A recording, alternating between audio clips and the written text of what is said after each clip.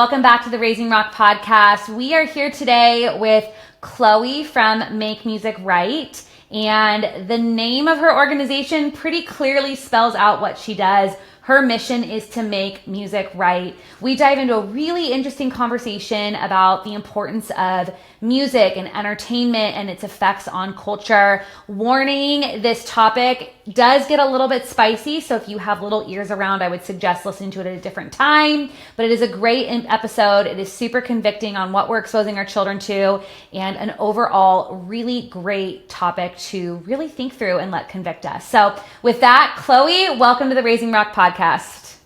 Welcome to the Raising Rock podcast. I'm so happy you're here. Yes, ma'am. I'm so happy to be on here. Thank you for having me.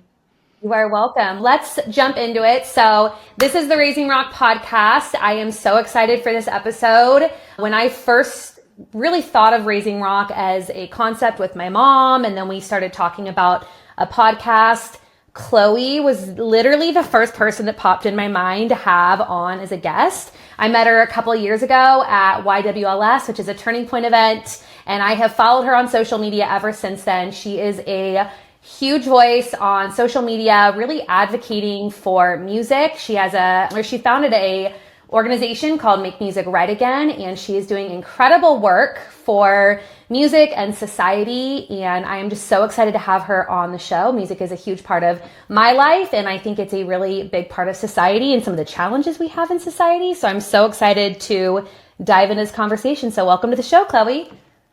Thank you so much. I'm excited about this conversation too. It's going to be great. Awesome. Okay, so as we jump into it, tell us a little bit about you and Make Music Right Again, maybe a little bit about your background, and then we'll just kind of see where the conversation goes from there. Absolutely. I'll start with the organization. It's actually called Make Music Right, and the mission is to foster music culture in America that enriches and strengthens our society. And so the thought behind that, to give a little background on where I come from, I was raised a conservative in a Christian household, never thought really twice about it. And I was homeschooled, and so the culture I was exposed to was basically whatever I liked, which at the time was like Frank Sinatra and Dean Martin and the Rat Pack kind of era, and then classical piano. Okay, I was a classical pianist, or am a classical pianist rather. Started playing when I was 4. And so that was kind of my environment as far as culture goes. I was exposed to pop culture through my friends, but I was always just I never liked it. I never took to it. I always asked, like, what is this? I just was never a fan. Nothing that was pushed on me personally. I just never really took to it. Then I guess during COVID, I woke up to a lot of the leftist indoctrination going on in our society and saw music as one of the main ways that's happening, especially for the young people of America. I kind of took a step back from my original plans of going off to be a concert pianist at a music school and said, you know what, I want to combine my love of America and my love of, my passion for music into something that can really be beneficial for others. And so that's kind of how Make Music Right was born. And it's just been it's been an incredible journey. I'm so grateful for the whole thing. That's amazing. So COVID was like really that turning point where you really started to realize what was wrong with music in society? Was there like a specific moment that you can pinpoint where you're like, this was it? Or was it a song? Like, what really sparked all of this for you? So it would be I think several events, several things that happened. So if you want details, I applied to go to the Interlochen Summer Arts Camp up in Michigan before COVID hit. And if you don't know what that is, that's a huge, very high level music camp. Just to give you a little bit of context on that, Jeffrey Epstein had a cabin there at one point, and it's like kind of like the elitist, all owned it. And then you had the little piano students, or actually it's not just piano, it's piano, it's any art form. Basically, they have this massive camp. It's on the Great Lakes of Michigan. It's this beautiful location. And little things started happening. So like, for example, of course, they canceled the camp and said, we're going to do it online instead. And so at the time I was like, okay, I'm not going to stop pursuing my dream as a pianist. So I'm going to go ahead and go online. I'm not going to let COVID stop me. And I guess that I started seeing things. Thank God I was at home. I'm really grateful for that. Hey, what are your pronouns? And I've never been exposed to that. And I was like, what? Do you want me to tell you what a pronoun is? Like, what's the question here? And they were like, oh, we're gender inclusive and all this stuff that I was somewhat aware of just through hearing my parents talk about it, but had never personally experienced.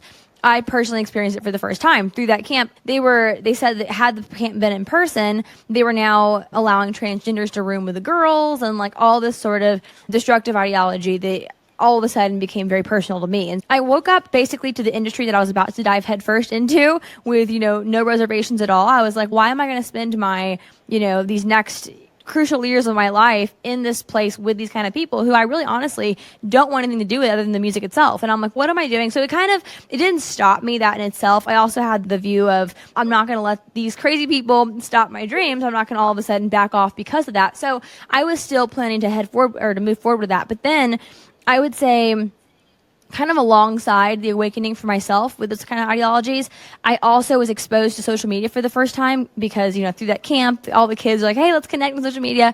And so I got on Instagram and was horrified at the kind of culture that my generation, the kids who are my age, what they were consuming and what they thought was normal. It horrified me. And I was like, you've got to be kidding me that this kind of straight up indoctrination, no one's recognizing it, that it's so pervasive in the music. And I basically, I was introduced to the conservative movement online as well. That was a huge blessing. And I found, basically the fact that there were so many conservatives out there who were starting to speak up, speak out, found Turning Point, found PragerU, Daily Wire, all those kind of outlets that people really starting to raise the conservative voice in America. And I found that, and I basically was like, you know what, no one in this movement, though, although they're speaking about the issues with gender ideology and with abortion, et cetera, et cetera, et cetera, no one is tying this into music and how there's a direct correlation between the two and how young people are being affected. And that was basically became my personal mission, was to go ahead and start talking about that.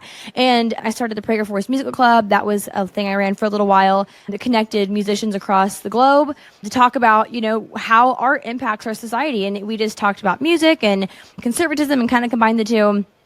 Then I started Make Music Right a little while ago. But you asked, what was the moment? I would say Interlochen was a big moment. Several little moments added up. And then also I remember, this is a story I tell all the time, at my 16th birthday party, one of my childhood friends, her little sister, was there. And we were just talking, my close friends since I was little bitty, and we were talking about music. And this is totally unrelated to, my music fight. I hadn't even started it yet. But we were just talking as friends. And this little 10-year-old girl said, oh, my favorite singer is Cardi B.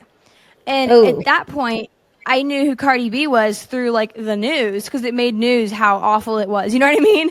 And I was like, Cardi B, and she had her nails, way out to here, and she's 10 years old. She's in her crop top, with her shorts way up.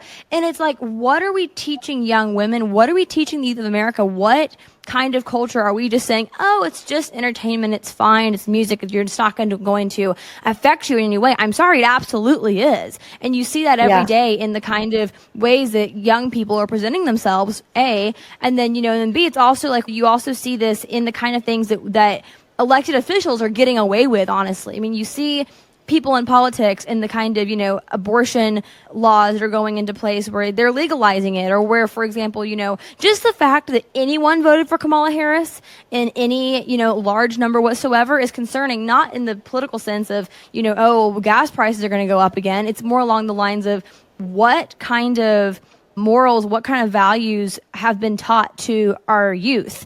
And it's not a matter of she's a Democrat, it's a matter of she's a radical leftist. And the youth of America, these college campuses, I'm sorry, they're not just learning this ideology from a college standpoint. It's not like they go to school and all of a sudden that's the only thing that's feeding them this. It's that, of course, and it's also the entertainment world that has a massive effect on their minds and on what they perceive as, they talk about the new normal with COVID. I think the new normal was never really discussed, but rather just happened when as far as the entertainment industry. So it's kind of a long answer, but it's just a few moments like that really got to me, I guess. Yeah, absolutely. I think you really bring up something so fascinating about our children. And that's obviously ultimately the direction I want to take this conversation is youth in America, our children, the next generation, they're being exposed to. The entire intention of Raising Rock is that we can build a community of mainly moms, but dads too, but mainly moms who want to raise children that are respectful, obedient, courageous, and kind. And I think music plays a huge part in that. The lyrics that we're letting our children consume, the culture that comes alongside that music, it's really impactful. I'll share a really quick story and then I kind of want to dive into the effects of music on children. I was at the gym. This was probably 4 months ago. And this is when the idea to have you on the podcast struck me. But I don't know, I was lifting weights with my trainer and a Lil Wayne song came on that I had not heard since college. So we're talking 17, 18 years. And I could rap every lyric to that song, like with perfection, like it was executed flawlessly. And it really hit me. I'm like, that is written on my heart and has been written on my heart for the last nearly 20 years. And scripture is also written on my heart now that I'm older and really diving into that side of my relationship with the Lord. But it's still on my heart. It's like still imprinted. And it just hit me that what I'm exposing my kids to now with music, it just has this like powerful hold on their soul. And so I would just love to hear a little bit from you you dove a little bit into it with talking about your friend and her choice in artists and clothing and all of that. But what are you seeing as like a huge red flag to moms out there that's happening with children in America and the music they're being exposed to?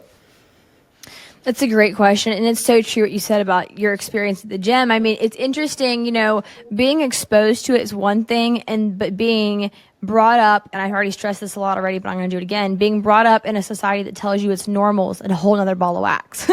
Yeah. When you hear something that isn't good, isn't productive, isn't adding any value to your life, that's, you're exposed to it. That's life. But when it's something that is written on your heart in the way that, you probably never saw it is like, oh, this is, really destructive. It's just a song, it's music, it's entertainment. It's not going to really affect anybody. And just the fact that we've all been, no matter if we like the music or not, we've all been so desensitized to it. And I think that's very intentional. But about the kids, yes, there's a lot of huge red flags. One massive red flag is not to be, as a parent, to caution you, don't stop at, I don't let my kids listen to it because, for this and such, these reasons.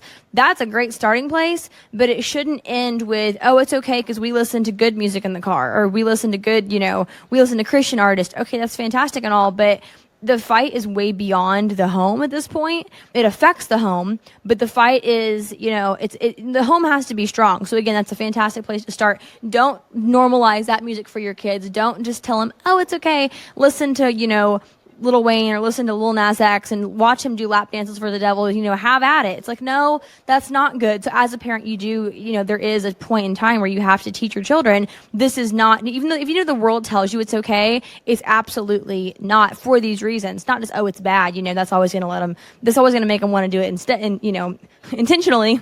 Instead, more along the lines of, this is why it's having this kind of effect. But I would say, don't stop there. Not that the music fight is everyone's fight, but just continuously be very aware of the fact that even people who disagree with or don't like this kind of music personally, they accept it when it comes to the vast, when it comes to greater society, they accept it. And they say, oh, I can't, who am I to say?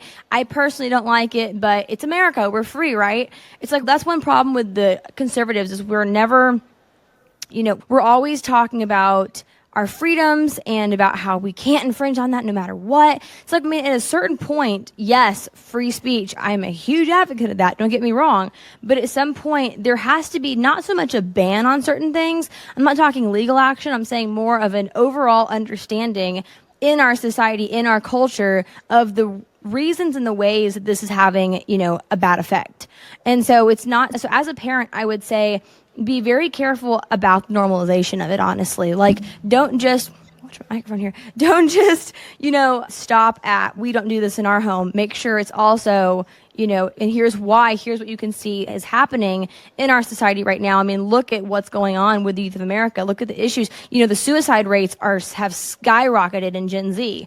And I'm not sure about, Gen Alpha, but this is, very close together here. And so imagine, the rates of LGBTQ identifying youth are through the roof. And that's not just through, their school curriculum. That's not just through college. That's also through entertainment. So as a parent, also, the entertainment that isn't necessarily music, but that is, you just, like Dora the Explorer, for example. I saw it on Instagram the other day. I watched Dora when I was a kid all the time. I say all the time, not really when I was like sick or whatever. My mom would sit down with me, we'd watch Dora together. I wasn't a big TV watcher actually, but we'd sit down, we'd like rent it, like the VHS tape or whatever, or the DVD, whatever. It changed throughout my childhood. But, we'd sit down, we'd watch Dora the Explorer together, swipe or no swiping and learn Spanish and whatnot. The other day I saw Dora pop up like an ad on Instagram. I was like, oh, I haven't seen this in so long. So I clicked and I wanted to like see what Dora's up to these days, and just totally random. And I'm scrolling through it and there's this thing about how Doro is teaching, kids the word slay, which first of all is, an issue in my opinion to begin with. I won't go into all the reasoning there, but, and by the way, this is a Spanish kind of curriculum. Why it was slay is not a Spanish word, but okay, let's go beyond that point. The issue with it was she was teaching the word slay and how to use it. And so she was giving examples. You tell someone slay or you're slaying or whatever when it's, they look really fantastic or they said something great or whatever. And she said, like, for example, if someone wears a really cool outfit like this, and they showed this picture of Chapel Roan, who, if you know who that is, a drag queen who mocks God constantly. Her whole image is mocking God. And I mean ugly. Not just like, oh, it's a little bit, edgy, ugly. Flat out, like, it's an On abomination. Dora the Explorer?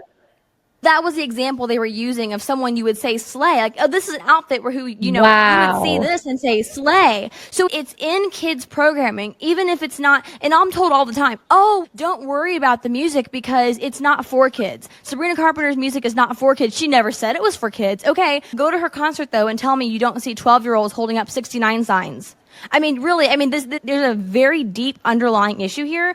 And, you have to, as a parent, be so hyper aware of the issues. It might sound like, I'm not saying, be scared here or be freaked out, but just really, I cannot stress enough the impact this has on our society. And again, the normalization, I would say, is the most dangerous thing. Because if we see it as crazy and, wacko, it's not going to be as dangerous. But if you see it as just, oh, they have their views, I have mine. No, these views are extremely destructive. They're having a absolutely detrimental effect on our nation, and just viewing it as, oh, I'm not anyone to say, no, you are. And as a conservative and as a Christian, it's not, your place to judge them as, humans. We're all sinners in some way, shape, or form. It's more a matter of identifying the issue and not allowing it to happen in your, whatever you have control over in your life, not allowing that in. And that is the devil. And so you have to teach, and I'm not a parent, I'm 19, but I would say you have to teach your children to identify evil. And a lot of places where most people don't recognize evil is music, and not just music in general, but our current music industry. Yeah. Amazing. Amen. Agree with all of that. Is there an example? So I'm thinking of just like friends in the community, and we homeschool, my kids go to a co-op. So like, I feel like we are around like-minded families quite often, but nonetheless, I hear music playing in people's cars or wherever. We go to a restaurant, we hear it playing. So my children are exposed to it to some degree. And I think most families, their children are exposed to it to some degree.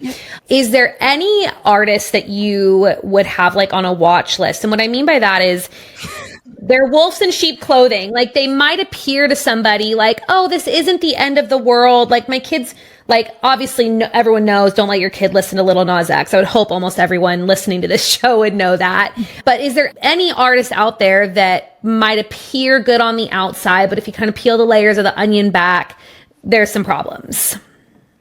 Absolutely. I'm laughing because I'm like everyone, like every single artist. That's just being extreme. No, but seriously, I would say Taylor Swift is a huge red flag. And a lot of people your age actually grew up with Taylor Swift. Loved her. I'm not me personally, but like women my age still love her.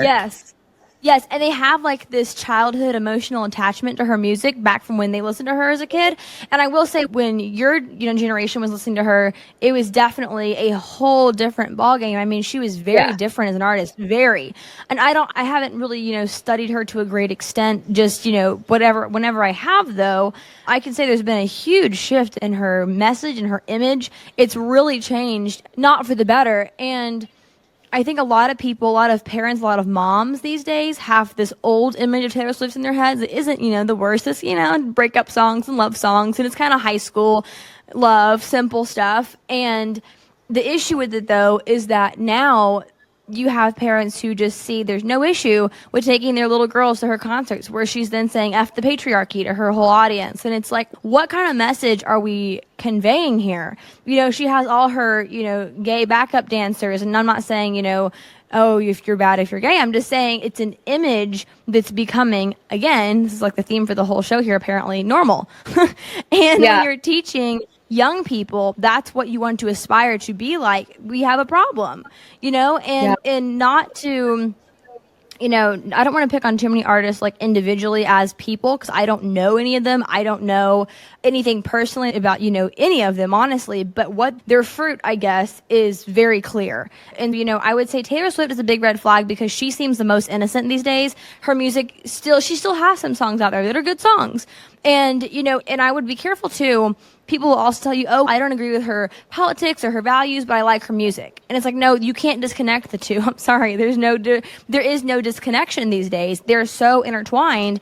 And the thing is too with these celebrities is young people find their whole image appealing. It's not just the music. And they might say, oh, I just like her songs. No, there's a giant machine. There's the multi-billion-dollar machine that are behind every single one of these mainstream artists.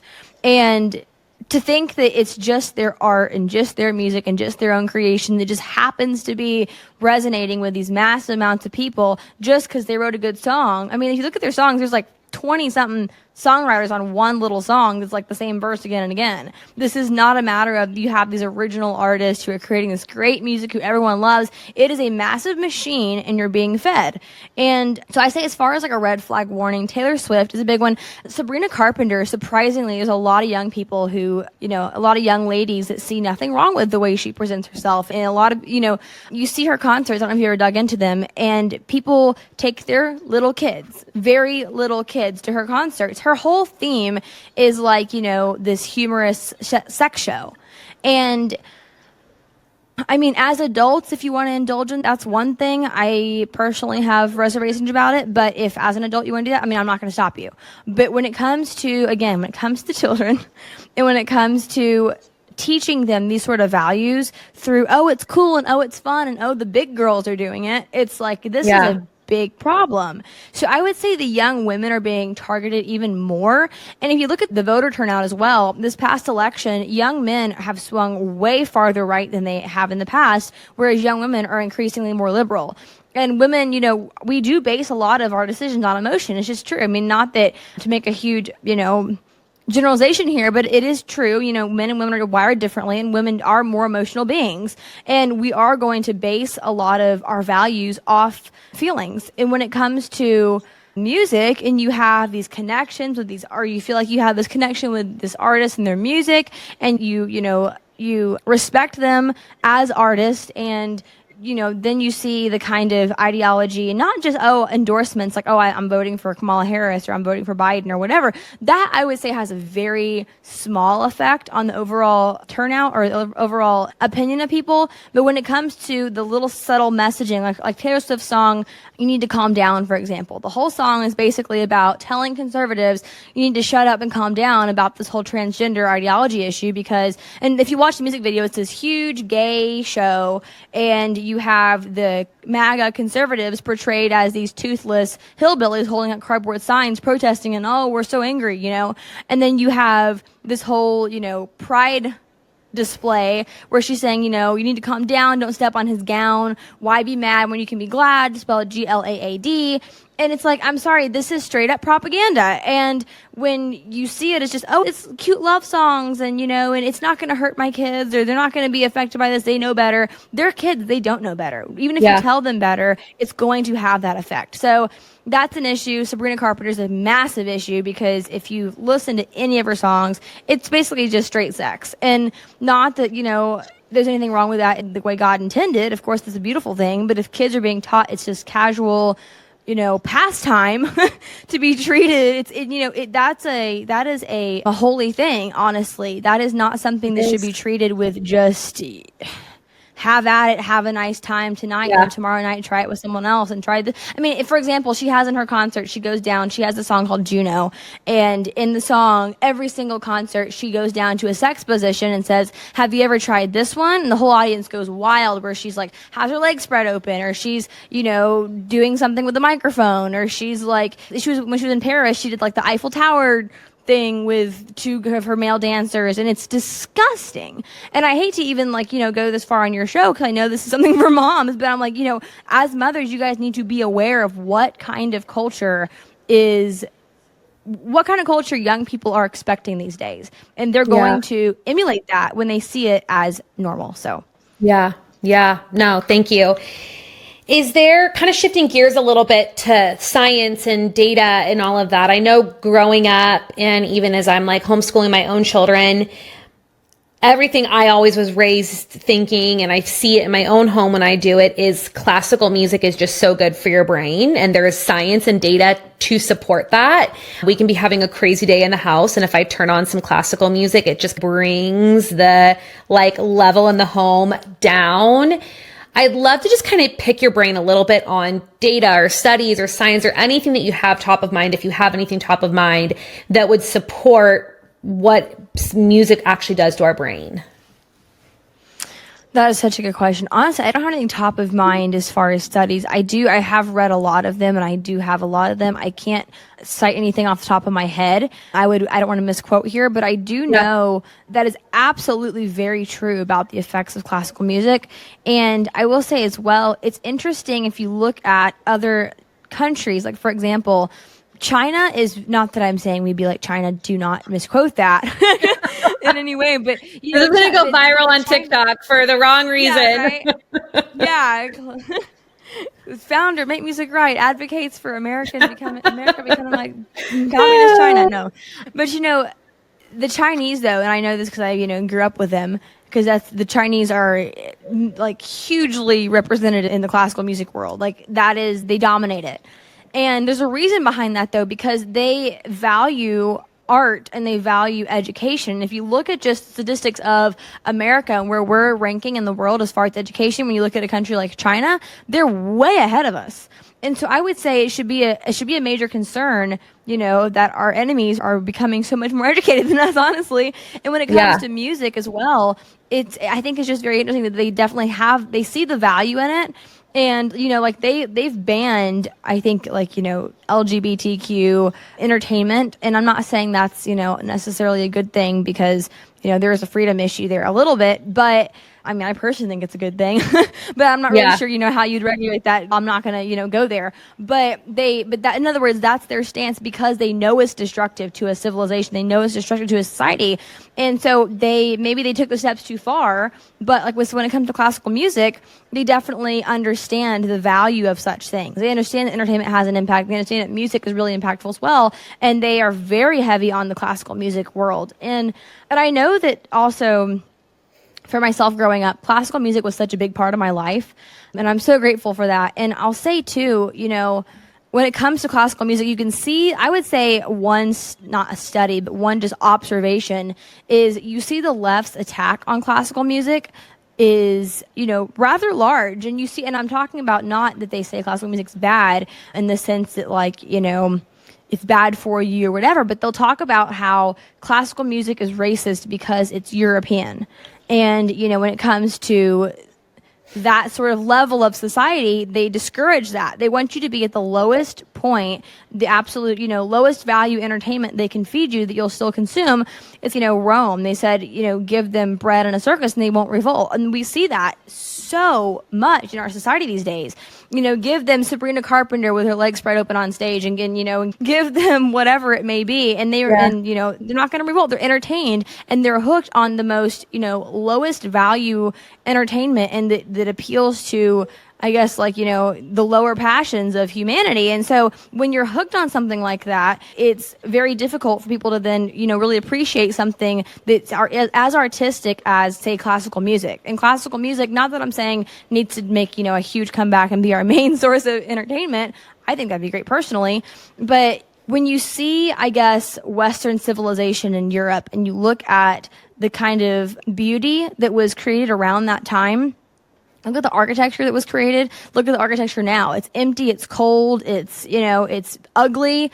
We're creating statues of some random giant fat lady in New York. Like what? It doesn't even make sense. We're not valuing beauty anymore. And I'd say classical music is one of the most beautiful art forms there is. And when you decrease the value of beauty in art and you just say, no, just go for, porn with a tune, you're really devaluing, the humanity, honestly. And so I would say that, that's probably not what you're looking for as far as studies, but it's really good. I mean, you follow music over history and you're absolutely right. Like you can see shifts in culture and shifts in education and shifts in architecture. Like music does have a connection to that. Like that's not something I've thought about, but you're right. That's a really interesting connection. Absolutely. And go ahead. Sorry, I didn't mean to interrupt you. No, go ahead. No, go ahead. No, I was just going to shift gears. So if you have a thought, finish up your thought. No, that was basically it. Okay, cool. We'll edit that out. Okay, so thinking about when you and I were chatting ahead of recording this, and I hope you don't mind me sharing this, you can tell me if you want me to take it out, but you said that you do want to be a mom someday. So I'm so curious as you think about what your someday home will look like and what motherhood will look like for you, what will music look like in your home? I love that question. I don't know exactly because I know for me growing up, music was never forced on me as like, be a pianist or be a musician or take piano lessons. I was the one that had the passion for it and I was always asking to be a part of it. And so I know I don't want, I teach piano. I have 25 piano students and I know some of them, you can tell when they want it and when their parents want it. And there's a big difference in the love of music. And I never want to stifle that. And so I would say for me, I would love nothing more than to be able, to have kids and sit down at the piano and teach them how to play. That would be like bring me so much joy. But I would say most importantly would just be to expose them to the kind of music culture that I was exposed to as a child, because that's one of the things I value most about my childhood was I had the best music like nonstop growing up. And I feel like it raised my expectation for so many things as well. Beyond just, how the music sounded. Like, for example, if you look at how just like dating is approached these days, there's so much hookup culture, there's so much promiscuity, it's so casual. Young women are taught, I can go into so much here. Young women do not value themselves and see themselves the way they used to, I would say, in a lot of ways, shapes, and forms. And you look at old music, you look at Frank Sinatra, you look at Dean Martin, you look at any of those old like jazz artists that I grew up with. When they sing about love and they sing about the person they're with, there's a, very high level of respect. And I feel like that's missing from our culture these days. And I would want to expose my children to that kind of, that ideal for society, if that makes sense. Where men were men, women were women, men pursued. It wasn't this weird, thing where men were looking to be pursued by women and, how can I, like test driving women and, basically. And that just was really missing from the culture of, the music that I grew up listening to. And I think that it's a beautiful thing that as a kid, without really having I wasn't told by my parents, this is good because of this is bad because of that. I just understood that from a young age because of what I was consuming. I don't think it was even intentional on my parents' part. I think it just so happened to be that they had great taste in music and I adapted that. And it really instilled those kind of values in me though. And I think that for my home, I would love for my kids to have that same kind of view on life and on culture and on society. And so I think one way to do that would be through really great music. And then also, just from a personal standpoint, if they're interested in playing piano, I would love to teach them. I bet. That's so fun. If there is a mom listening right now that is feeling convicted, like I need to kind of bring control back to what my children are listening to, but it's daunting. I had a conversation with a friend, I don't know, a month or so ago, and she is a new believer, and there was music in their home prior to her becoming a believer. And now that she's a believer, she has conviction around it. And God doesn't say you can only listen to this music or you can only listen to that music. He gives us the freedom to choose, but there is that conviction in your heart when you're listening to it as a Christian. You're like, oh, this like doesn't feel like it used to feel before I was a believer. And she's walking through that, but has a teenage daughter who is deep into enjoying this music and enjoying this content. What would you say to a mom like that has that conviction, wants to make changes in her home, but kind of doesn't even know where to start? That's so tough, honestly. And God bless her for recognizing that, though. I mean, that's a huge step in the right direction. And especially coming from a place of not being a strong believer and seeing that as a part of making the change in her life, I think is really powerful. Gosh, that's really hard. I honestly, that's very tough. So there's a lot I could say about this. First of all, for her personally, I think just seeking out music that is alongside her belief system is extremely important, because when I guess, in your home, if she's going to be putting on something and, turning on some music or listening to music with their kids or whatever, teenage daughter, listening to something that isn't necessarily like, Bach or something, but that has just the values of a successful society and in a godly society is extremely important. So that would be step one. It sounds like she's already kind of headed in that direction, which is fantastic. As far as her daughter goes, I don't know. These are conservatives, I take it? Yeah, I would assume Is her so. I daughter- mean, she's newly a believer. I would make the assumption that they are conservative, but I haven't had that conversation with them. I would say then let's just go down that route. If her daughter is a conservative, at least to the extent of, seeing issues in our society like the transgender ideology, seeing how that's affecting people, seeing how, the abortion industry is affecting America. If her daughter aligns with those issues, I would say step one is to go ahead and make the correlation between the music that she listens to and the issues that she says are so bad. If that makes sense. Like make that direct connection and say, you know what? This that you see as a problem in society is being amplified by this. And if that's something that, hopefully that'd be something that would get to her heart and she'd go, wow, this is, maybe it's tough to give it up because it sounds good. It's fun. It's enjoyable. But just being aware of that, I would say, is the best thing you can start with, honestly. Yeah, that's awesome. That's really good advice. Are there any artists out right now, whether Christian artists or non-Christian, that you would put in a safe bucket for families that maybe want to make changes?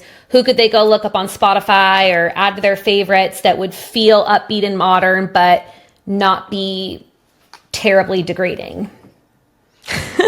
Yeah, good way to put that. I would say, so personally, I love Jimmy Levy. He's actually Jewish, but he is converted to Christianity. He's like on like America's Got Talent or American Idol or one of some show like that.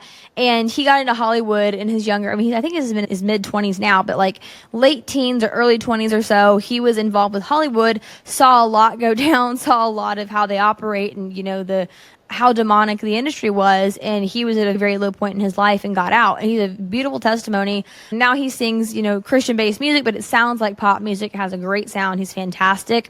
A very strong believer. I would recommend him any day.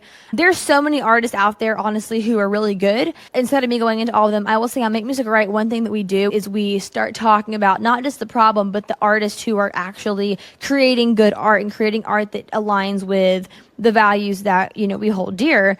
And so if you go to makemusicgreat.com, I think you can do /talent spotlight, or if you just go to our website and click on the drop down and hit talent spotlight, there's a whole list of artists there, links to their music. It's all there. It's growing. It's very small right now because we're trying to like really be careful about who we select and who we, put up there as people who we'd recommend, but that should be a really great starting point for anyone who's looking for musicians and they want to know, who's out there, who's actually good, who can I go to? There's lots of different genres. There's rap, there's country, there's pop. I will say we are running short on the young women, honestly, and I think that's kind of interesting. There's a lot of male singers and musicians who are conservative, and when it comes to the females, there's like 3 I can list who are actually like full-time musicians. And so it's interesting. That's really interesting that you say that. You're right. Like I'm kind of jogging through the people that I'm enjoying listening to right now, and they're all men.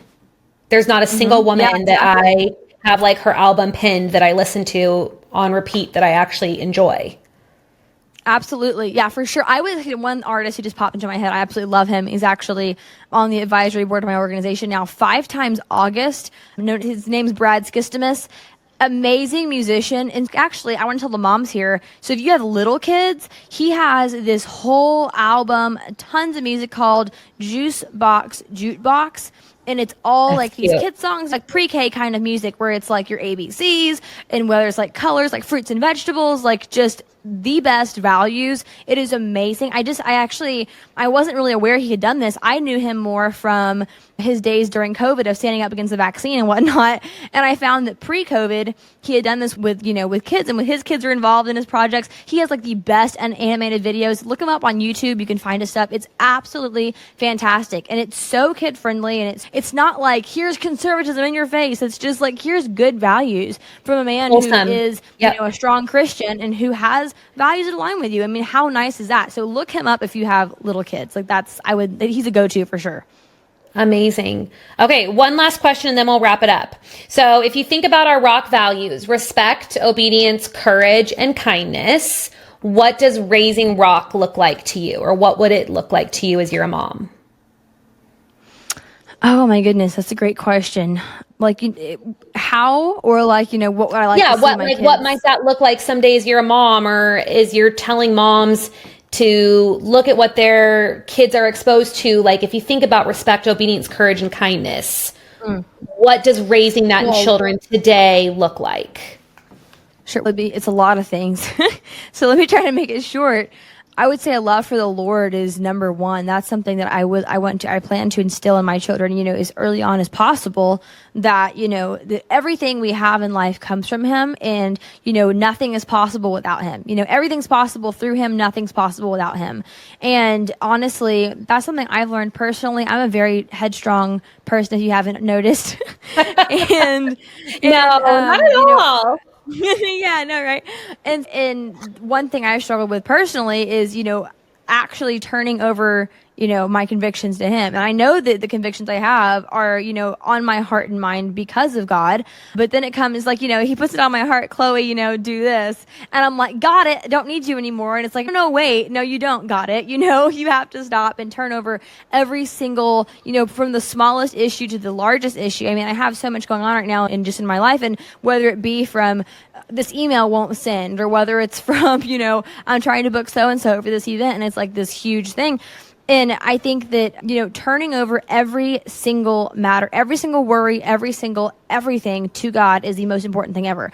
And so that would be, if I instill nothing else in my kids as a mother, that's what I would, the one thing I would want it to be. But of course, there's so many other values as a mom that I would want to instill. I mean, of course, art and entertainment is a huge part of that. I would say just an awareness about the potential impact of art is something I want to instill young as well, and the love of beauty as well, because, as a Christian, we are, taught to seek out things that are beautiful, not in the sense, or create something that's beautiful, not in the sense that like, oh, this is sparkly object, so let me go chase after this kind of, because also looks are deceiving as well. And the devil uses that too a lot. Oh, look, this is appealing. Let's go down this path, and it's destructive.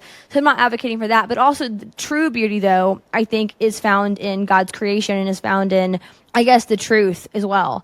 And to me, the best art is art that is true.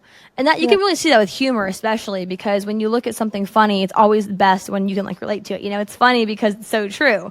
And so when it comes to any other art form as well, though, when it comes to, let's just say the building of a church, if it's some random building in the middle of, between Krispy Kreme donuts and a Verizon store, not that's a problem. That's kind of like a Protestant thing, I know. And that's something I've struggled with personally as a Protestant. And it's you look at that and it's where's the beauty? Where's the tribute to God and his majesty? That's a whole other conversation to have, though. But, little things that I would say point to the divine is very important when it comes to art. Look for what is honoring him. And if I can instill that early on in my kids, I would, be very happy.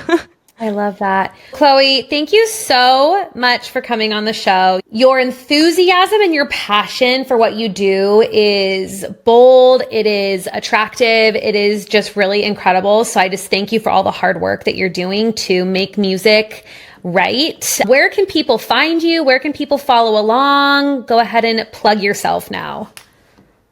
Okay. Thank you so much for having me on too. I appreciate the opportunity to chat about this with you. And when we met a while ago, I know I told you, I actually asked you to interview, like a little selfie interview at YWLS, and you were like, sure. And I just remember just thinking, this lady was so sweet. And so when you reached out to me, I was like, oh my gosh, I'm honored to be on your show. So thank you for having me on. Great discussion. And I love what you're doing. It's so important to be talking about this as a mother and two other mothers as well. So I applaud you for that. It's fantastic. And as far as where I can be found, classically_Chloe on Instagram, basically classically Chloe on all their platforms. I don't exactly know my exact ads everywhere, but that's basically it. If you look up classically Chloe, I should come up somewhere.